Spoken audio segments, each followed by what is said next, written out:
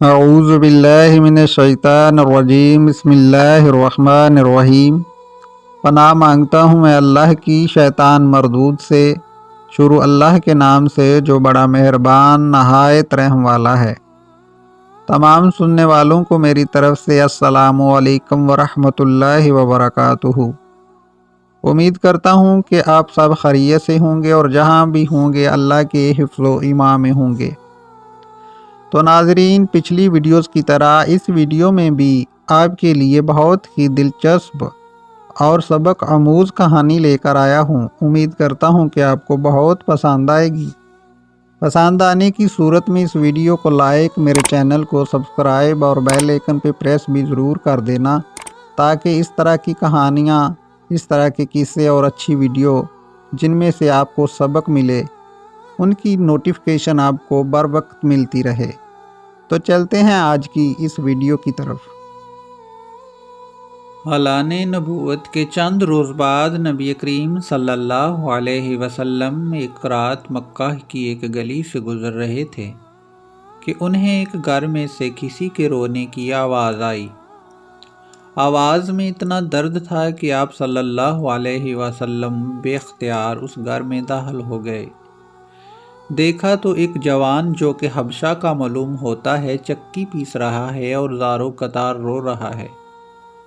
آپ صلی اللہ علیہ وسلم اس سے رونے کی وجہ پوچھی تو اس نے بتایا کہ میں ایک غلام ہوں، سارا دن اپنے مالک کی بکریاں چراتا ہوں، شام کو تھک کر جب گھر آتا ہوں تو میرا مالک مجھے گندم کی ایک بوری پیسنے کے لیے دے دیتا ہے، جس کو پیسنے میں ساری رات لگ جاتی ہے۔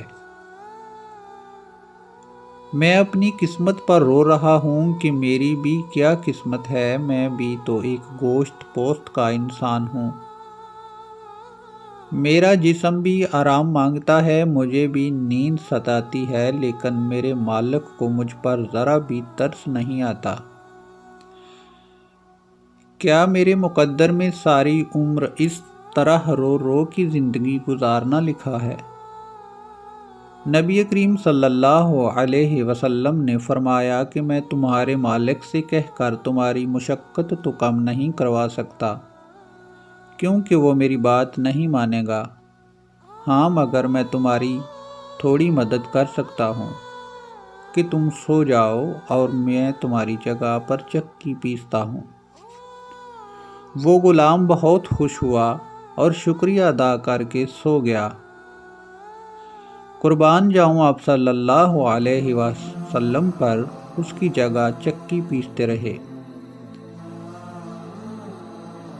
جب گندم ختم ہوئی تو آپ اسے جگائے بغیر واپس تشریف لے آئے۔ دوسرے دن آپ وہاں پھر تشریف لے گئے اور اس غلام کو سلا کر اس کی جگہ چکی پیستے رہے۔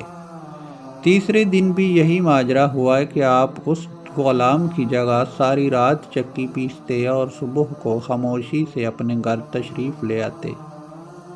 چوتھی رات جب آپ وہاں گئے تو اس غلام نے کہا، اے اللہ کے بندے، آپ کون ہو اور میرا اتنا خیال کیوں کر رہے ہو؟ ہم غلاموں سے نہ کسی کو کوئی ڈر ہوتا ہے اور نہ کوئی فائدہ، تو پھر آپ یہ سب کچھ کس لیے کر رہے ہو؟ آپ صلی اللہ علیہ وسلم نے فرمایا کہ میں یہ سب انسانی ہمدردی کے تحت کر رہا ہوں، اس کے علاوہ مجھے تم سے کوئی غرض نہیں۔ اس غلام نے کہا کہ آپ کون ہو؟ نبی کریم صلی اللہ علیہ وسلم نے فرمایا، کیا تمہیں علم ہے کہ مکہ میں ایک شخص نے نبوت کا دعویٰ کیا ہے؟ اس غلام نے کہا کہ ہاں، میں نے سنا ہے کہ ایک شخص جس کا نام محمد صلی اللہ علیہ وسلم ہے، اپنے آپ کو اللہ کا نبی کہتا ہے۔ آپ صلی اللہ علیہ وسلم نے فرمایا کہ میں وہی محمد ہوں۔